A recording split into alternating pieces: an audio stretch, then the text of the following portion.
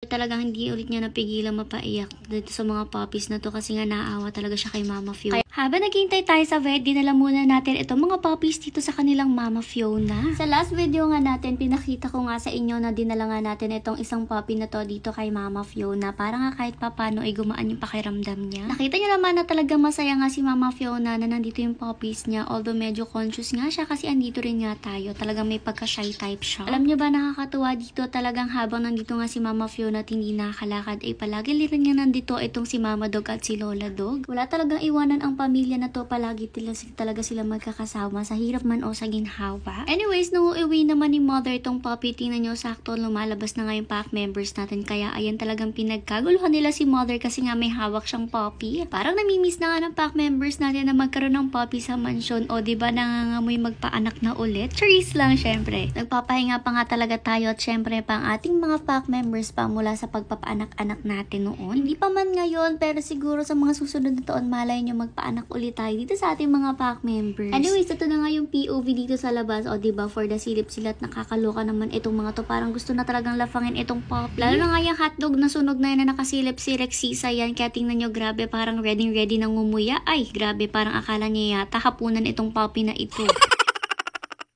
After naman magpalabas ng ating pack members, naganda nga si Mother nitong mga tali na to na gagamitin nga niya sa mga puppies. Ang mga puppies kasi na to talagang kada lalabas nga ang ating pack members, sila naman yung sunod na lumalabas dito sa potty area at kanya-kanya na nga silang laro dito. Naisipan rin nga kasi ni Mother na dalhin nga lahat ng mga puppies at na ito doon nga kay Mama Fiona para kahit papano sumaya naman siya. Kaya nga ito, isa-isa na nga tinalian ni Mother itong mga puppies at buti naman nagpatali rin sila. Pero hindi nga sila pinalakad ni ng Mother papunta kay Mama Fiona kasi syempre hindi naman sila sanay talaga na nakataling ganyan. Kaya naman nagpatulong na nga lang siya kay Kuya Jomar para buhatin niya itong mga puppies na ito papunta nga kay Mama Fiona. At in fairness, ang babait nila habang buhat, ha? Dumaan pa nga sila dito kay na Lola Dog, bali great-great-grandmother na nga ito ng mga puppies, tapos itong kanilang grandmother na si Mama Dog. Sa lahat rin nga ng pamilya nila, itong si Lola Dog talaga yung mabait sa atin, pakaway-kaway talaga yung buntot niya. Anyways, ito na nga, nakaring na nga tayo dito at tingnan nyo naman yung reaction talaga ni Mama Fiona nung makita nga niya yung mga puppies niya. Kahit hindi siya masyado makagalaw at makapag-show ng emotions, kita nyo naman sa buntot niya na gumagalaw-galaw talaga sa tuwa. Paunti-unti rin nga nilapit ni Mother itong mga puppies, inuna na nga niya yung dalawa at habang hawak-hawak pa nga ni Kuya Edmar yung dalawa pa, tapos after nun sa kanya inilapit ulit. Kasi nga syempre may pain pa rin na nararamdaman ito si Mama Fiona at hindi naman natin pwedeng hayaan na mas masaktan siya kapag medyo naapak-apakan siya ng mga puppies. May nag-comment ka sa inyo na baka daw nagkasakit lang itong si Mama Fiona at hindi naman daw talaga nabangga. Tapos sabi niya pa nga baka nga bumaba yung calcium niya kaya nagkaganito siya, hindi na makalakad. Pero sabi ko nga guys, siguro kung magkakasakit man siya, slowly nga makikita namin siya na nanghihina or kahit man lang napipilay-pilay. Pero gaya nga nang sabi ko sa inyo, kagabi po mismo, bago mag alas 12, nagpadede pa nga itong si Mama Fiona sa mga puppies niya, pumasok pa sa loob ng mansion. Hanggang sa nung madaling araw, nakita na lang nga natin siya sa CCTV na paghapang-gapang na. So talagang bigla-bigla po siyang napilay. Meron rin nga nagsabi sa inyo na kung nabangga nga daw, siguradong dapat may galos siya. Pero makari din kasi talaga guys na hindi talaga nagkagalos at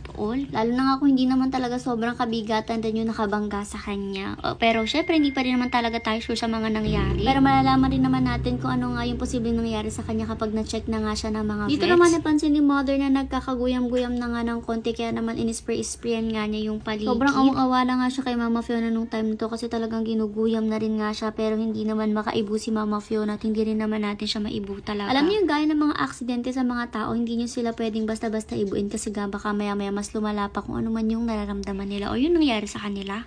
Waiting pa nga tayo sa vet nung time na to. Bali, isang buong araw nga lang pala ito mula nung nakita nyo sa video kahapon. Magkasama pong araw yan. Inaayos-ayos na lang rin nga ni na Mother itong pinakaharang ni Mama Fiona dito para ma-make sure nga na hindi naman siya mainitan dito. At syempre, may water at pagkain din siya palagi. Pag-uwi naman ni Mother, talagang hindi ulit niya napigilan mapaiyak dito sa mga puppies na to kasi nga naawa talaga siya kay Mama Fiona. Kaya nga para sa mga tao nagko-comment na ganito, na galit kasi kinukuha daw natin yung mga puppies, pinag-iiwalay sila at pinamimigay. At sabi pa nga dapat daw wala na lang dito sa labas para magkakasama at makita pa rin nila yung mama nila. Sana alam nyo na mga aso, hindi po dapat talaga sila pakalat-kalat sa streets. Dapat may nag-aalaga at may nag-aaruga sa kanila. Dahil sa totoo lang, ang streets ay napakadelikado po para sa ating mga fur babies. Kaya as much as possible, kahit hirap na hirap po kami ipadap ang mga puppies na ito, ay talagang pinipilit namin na magkaroon sila ng maayos na pamilya para hindi sila mapahama. Anyways, ito, Philbos nga muna tayo para may maipambayad tayo sa magiging bill ni Fiona sa vet kapag naipagamot natin siya.